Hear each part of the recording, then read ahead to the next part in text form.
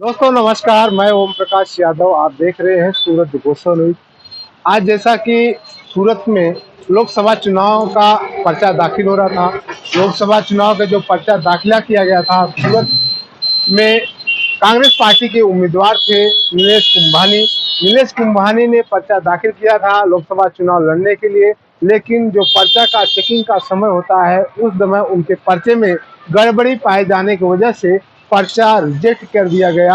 और हम आज कांग्रेस के भाषा भाषी सेल के प्रमुख रह चुके, सूरत शहर के प्रमुख रह चुके शशि दुबे जी यहाँ पे हैं। मैं उनसे ज्यादा जानकारी लेने की कोशिश करूंगा। आपका क्या नाम है? शशि भाई दुबे। अभी आपके लोकसभा चुनाव के जो उम्मीदवार थे नीलेश कुंभानी, उनका पर्चा कैंसिल कर दिया गया, आप उस पर क्या कहेंगे?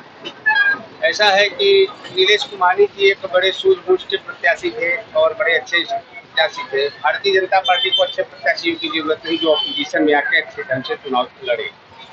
दूसरी बात यह है कि नीलेश के लिए यह पहला इलेक्शन नहीं था, इसके पहले वो कारपोरेशन का इलेक्शन लड़ चुके, कारपोरेटर रह चुका और एक सामाजिक आदमी है, कई संस्थाओं से जुड़े हैं जो हमेशा समाज के हित में काम करते हैं। तो मैं ये कहूँगा कि भारतीय जनता पार्टी की बहुत बड़ी साजिश है। तो भारतीय जनता पार्टी ने अपनी साजिश के तहत कलेक्टर के ऊपर प्रेशर देकर कलेक्टर के ऊपर दबाव देकर उनके पर्चे को निरस्त कराया गया। नीलेश कुमारी ने कायदे से FIR उमरा पुलिस स्टेशन में किया। पुलिस कमिश्नर को शिकायत की हमारे जो 3 अनुमोदक थे उनका अपहरण कर लिया गया है और जो मोबाइल नंबर से उनसे संपर्क नहीं हो रहा है, जिसमें एक उनके पार्टनर थे कोलारा करके और एक उनके बहनोई थे जगदीश करके। ये तीन लोगों का जो है मोबाइल आप आ रहा है, उनका अपहरण कर लिया गया है। जैसे तैसे भारतीय जनता पार्टी अपनी तहत की नीति के कारण, कूटनीति से उनके पर्चे को निरस्त कराना चाहती है। भारतीय जनता पार्टी को कहीं कहीं डर है कि सूरत लोकसभा सीट हमारे हाथ से निकल रही है, इसलिए उन्होंने ये पैतरा अपनाया है, जिससे लोगों पे बहुत काफी माहौल गर्म है। और कांग्रेस के सारे कार्यकर्ता पूरे दिन भर कल कलेक्टर कार्यालय जिला सेवा सदन में रहे, वहाँ हम हंगामा करते रहे। हम अपनी मांगों पे अडिग हैं। देखिए आगे क्या कार्रवाई होती है। सोमवार को निरस्तीकरण का उन्होंने जवाब दिया। लेकिन जब कोई पर्चा दाखिला करता है, कोई उम्मीदवार दाखिला करता है पर्चा, उसका डमी उम्मीदवार तो होता है ना, उन्होंने डमी उम्मीदवार क्यों नहीं रखा? उम्मीदवार 3 अनुमोदक रखा है तो डमी उम्मीदवार रखने की कोई जरूरत नहीं है। और इनके अनुमोदक जब अगर गायब हो जाते हैं उनका अपहरण कर लिया जाता है, इसका मतलब है कहीं न कहीं भारतीय जनता पार्टी के बड़े नेताओं की साजिश है, जिसके कारण इनके साथ ये खेल हुआ है। लेकिन जब आपको ऐसा शक लग रहा था भारतीय जनता पार्टी के बड़े नेताओं का साजिश है, तो जैसा सुनने में आ रहा है, लोगों से जो सूचना मिल रही है कि जो वकील रखे थे, जिस वकील ने इनका फार्म भरा था, वो तो भारतीय जनता पार्टी का है। वो भारतीय जनता पार्टी का, वो वकील किसी एक पार्टी का नहीं होता। वकील वकील होता है, वो अपना कार्य करता है, इसलिए हमने उस वकील को रखा। लोगों में चर्चा चल रही है, ये लोगों का कहना है। लोगों का कहना यही होगा, जैसे आज लोगों में जय श्री राम का चर्चा बड़े जोरों से चल रहा है। भारतीय जनता पार्टी जो करती है वही लोगों में चर्चा चलता है। विपक्ष का कोई सुनने वाला है नहीं। विपक्ष अपनी बातों पर अड़ी रहता है, विपक्ष अपनी मांग को रखता है और उसकी मांग को स्वीकार करना चाहिए। अगर नहीं किया जाता तो उसके लिए हम लड़ाई लड़ेंगे। आपको ऐसा नहीं लगता कि नीलेश कुमारी ने कहीं गलती की है? नीलेश कुमारी कभी गलती कर ही नहीं सकता, यह मेरा ओवर कॉन्फिडेंस है, क्योंकि वो नेता है। वो उसके पहले नेतृत्व कर चुका है जनता का, और वो भी काठियावाड़ी बेल्ट में नेतृत्व कर चुका है, जहाँ बहुत पढ़े लिखे लोग नहीं होते। उनके बीच में अगर नेतृत्व करना, ये बहुत बड़ी बात होती है। लोगों में जो चर्चा का विषय बना है कि चुनाव लड़ने से पहले यहाँ पे ऐसा हो गया। लोगों में क्या चर्चा चल रही है तो लोग जाने, लेकिन हमारा जो कर्तव्य है, हमारी पार्टी का जो कर्तव्य है, हमारे नेताओं का जो कर्तव्य है, हम उसको निभा रहे हैं।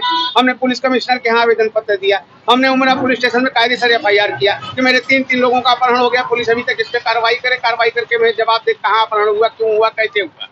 हम इस बात पे लड़ रहे हैं, उनसे लड़ाई। और यहाँ जो उनका पर्चा निरस्तीकरण की बात है, इसमें लगता है कि भारतीय जनता पार्टी के सत्ताधीश नेता हैं, इनकी कहीं न कहीं कमियां हैं। इन्होंने कहीं न कहीं अधिकारी को प्रेशर दिया कि दबाव दिया, क्योंकि उनको भय और डर था कि लोकसभा सीट हम पूरी तरह हार रहे हैं। आपको ऐसा नहीं लगता कि कांग्रेस पार्टी के जो उम्मीदवार है वही कुछ गड़बड़ किए, ऐसा तो नहीं लगता? नहीं, ऐसा कभी नहीं लग सकता। नीलेश कुमारी जी कहीं गरीब परिवार के अगर उम्मीदवार होते तो सोचा जाता। अब लोग जानते हैं उनके बारे में, पूरी जनता जानती है। उन्होंने पूरा समीकरण अपना दिया है, ब्यौरा दिया है।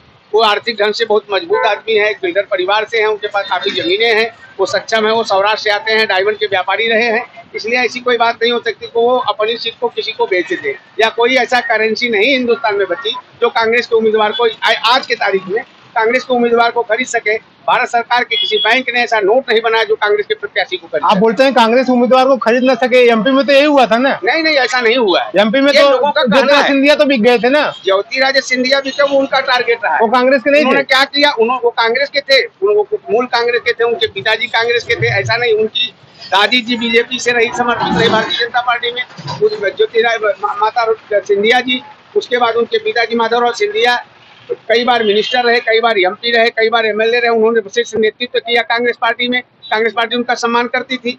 ज्योति सिंधिया जी जब आए पिताजी के मृत्यु के बाद, तो भी कांग्रेस उनको अच्छा जगह दिया। वो कांग्रेस से मिनिस्टर है। अगर हमारा बेटा हमारे साथ गद्दारी करके चला जाता तो उसमें हमारा क्या दोष है? आपने कहा कि हमारा कांग्रेस उम्मीदवार कोई बिकाऊ नहीं होता है, कांग्रेस के ही थे ना उम्मीदवार। आज के तारीख में कोई कांग्रेस का उम्मीदवार बिकाऊ नहीं है। जो है वो 99% करेक्ट आदमी है। मैं उस पर चैलेंज करता हूँ। उसको खरीदने की कोई ऐसी करेंसी भारत सरकार ने नहीं बनाई जो उसको खरीद सके। आपको इतना कॉन्फिडेंस कहाँ से? एकदम ओवर कॉन्फिडेंस है। आत्मशक्ति से बड़ा कोई कॉन्फिडेंस नहीं होता। आत्मशक्ति सबसे बड़ी शक्ति होती है। इसलिए आत्मशक्ति को खरीदना बहुत बड़ी ताकत चाहिए, और वो आदमी खरीद नहीं सकता, खरीद नहीं सकता, कभी नहीं। चाहे चुनाव जीतने के बाद कहाँ से चले जाए। नहीं, चुनाव जीतने के बाद हर आदमी की एक उम्मीदें होती हैं। चुनाव जीतने के बाद हर आदमी की एक थिंकिंग होती है। हर थिंकिंग पे हम खड़े नहीं उतर सकते।